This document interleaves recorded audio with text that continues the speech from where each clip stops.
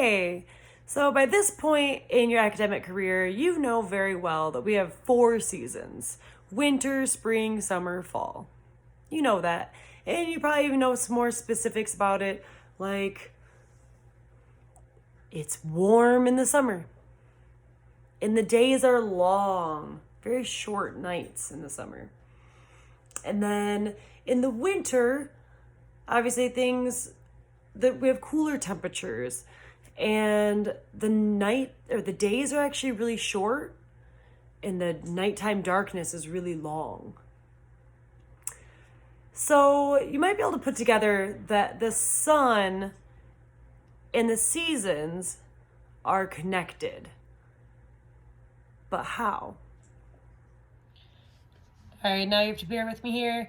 We're going to pretend that this is our sun. And the sun, we know, is the center of our solar system.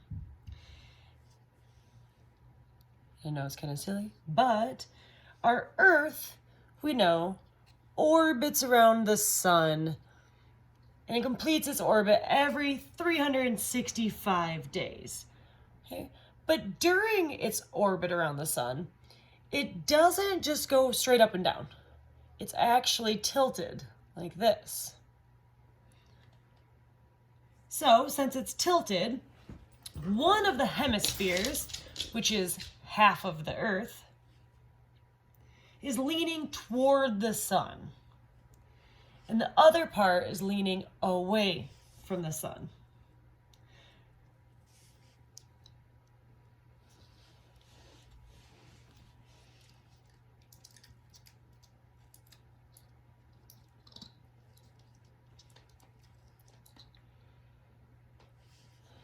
Let's follow the northern hemisphere, or the top half of the Earth above the equator, in a trip around the sun. Okay? So let's say in June, northern hemisphere would be tilted towards the sun like this. And during this time, the northern hemisphere, although still spinning for night and day, since it's angled towards the sun, is receiving direct sunlight rays, okay, which makes it hot and sunny. Great time to hit the beach. Okay, the sun's rays are directly hitting the northern hemisphere. Northern hemisphere is also over here. Okay, and if we keep following it around, it starts to turn. And then in December,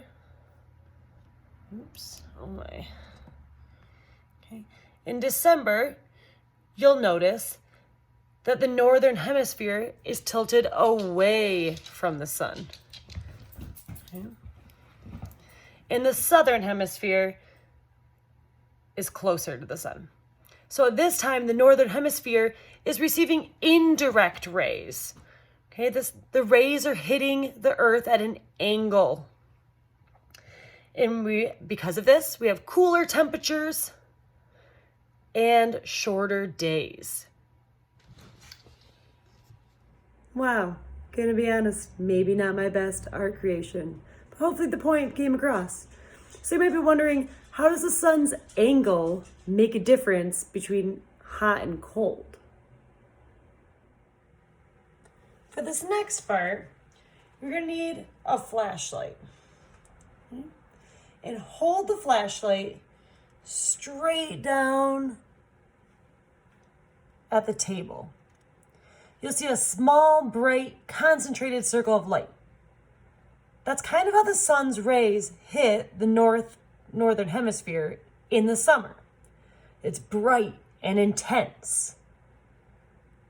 Now I'm going to move the flashlight down at an angle and point at the edge of the table. See how the light isn't as bright and is less intense where it falls? That's like the sunlight we get in winter. So now we know Seasons are caused by the Earth's axis and its tilt as it goes around the sun. And when one hemisphere gets direct sunlight, it's warm temperatures, long days. And then while the one hemisphere is getting direct, the other hemisphere is getting indirect, meaning cooler temperatures and shorter days with longer nights. Okay? So as the northern hemisphere is experiencing summer, what is the southern hemisphere experiencing? Winter. How about that? The follow-up to the seasons work is a little different than usual. You need to find a flashlight. Maybe a parent's phone flashlight could work too if you don't have a usual one. And try the flashlight experiment, holding it down and then holding it away. And then afterwards, after the flashlight experiment, you need to explain to at least one person why we have seasons. Okay, so it's not a writing activity. It's not a coloring activity. If you want to do any of that, you're always welcome to. But try out the flashlight experiment and then find one person to explain why do we have seasons. Go.